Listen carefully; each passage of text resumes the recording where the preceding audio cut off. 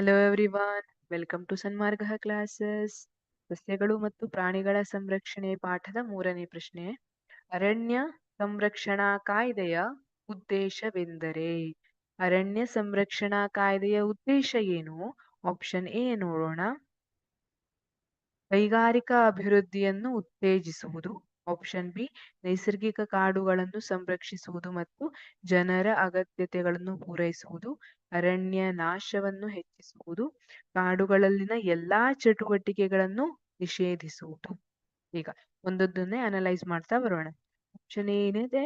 ಕೈಗಾರಿಕಾ ಅಭಿವೃದ್ಧಿಯನ್ನ ಉತ್ತೇಜಿಸುವುದು ಅಂತ ಇದೆ. ನೋಡಿ, ಅರಣ್ಯ ಸಂರಕ್ಷಣೆಯಲ್ಲಿ ಕೈಗಾರಿಕಾ ಅಭಿವೃದ್ಧಿಯನ್ನ ಉತ್ತೇಜಿಸುವುದು ಇಲ್ಲ. ಇದು ತಪ್ಪಾದ ಉತ್ತರ. ನೈಸರ್ಗಿಕ ಕಾಡುಗಳನ್ನು ಸಂರಕ್ಷಿಸುವುದು ಮತ್ತು ಜನರ ಅಗತ್ಯತೆಗಳನ್ನು ಪೂರೈಸುವುದು. ಇದು ಸರಿಯಾದ ಉತ್ತರ. ನೈಸರ್ಗಿಕ ಕಾಡುಗಳನ್ನ ಸಂರಕ್ಷಿಸುವುದು. ಈಗ ಗೊತ್ತಿದೆ, ಬೇರೆ ಬೇರೆ ಕಾರಣಕ್ಕಾಗಿ ಅಕ್ರಮವಾಗಿ ಮರವನ್ನ ಕಡಿಯಲಾಗ್ತಾ ಇದೆ ಅಲ್ವಾ? ಅದೇ ತರ ವನ್ಯಜೀವಿಗಳನ್ನ ಬೇಟೆಯಾಡಲಾಗ್ತಾ ಇದೆ. ಆನೆಯ ದಂತವನ್ನ ತಗೊಂಡು ಹೋಗ್ಬೋದಿರ್ಬೋದು, ಹುಲಿ ಉಗುರು, ಹುಲಿ ಚರ್ಮ, ಇದೆಲ್ಲ ಇಲ್ಲಿಗಲ್ಲಾಗಿ ನಡೆಯುವಂಥದ್ದು, ಕಾನೂನು ಬಾಹಿರವಾಗಿ ನಡೆಯುವಂಥದ್ದು. ಇದೆಲ್ಲದಕ್ಕೆ ತಡೆ ಹಾಕಬೇಕು.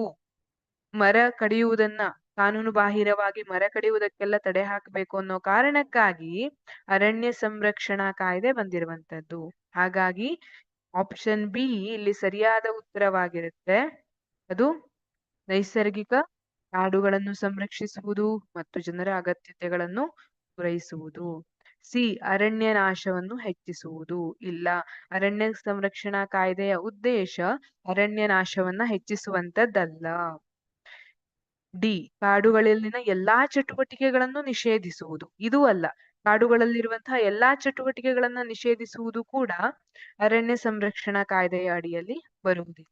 ಹಾಗಾಗಿ ಸರಿಯಾದ ಉತ್ತರ ಅಂದ್ರೆ ಬಿ ನೈಸರ್ಗಿಕ ಕಾಡುಗಳನ್ನು ಸಂರಕ್ಷಿಸುವುದು ಮತ್ತು ಜನರ ಅಗತ್ಯತೆಗಳನ್ನು ಪೂರೈಸುವುದು. Thank you.